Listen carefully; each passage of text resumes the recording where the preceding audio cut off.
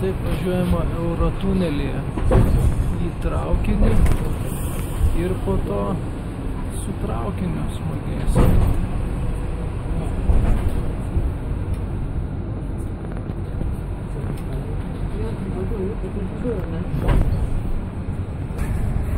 Nu kaip įdomi naktis nusimato. Nu ja.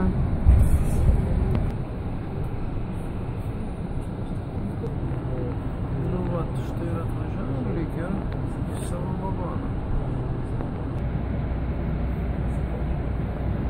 Ateina pareigūnas, kažką padarys. Jeigu gaisras kiltų, bet... Turbūt.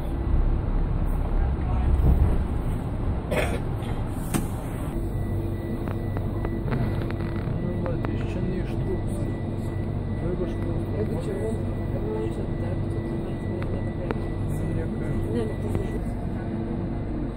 dabar gal išjungti? Variklių. Vairuotojas viską išjungia, dabar tai ką, tik palauksiu.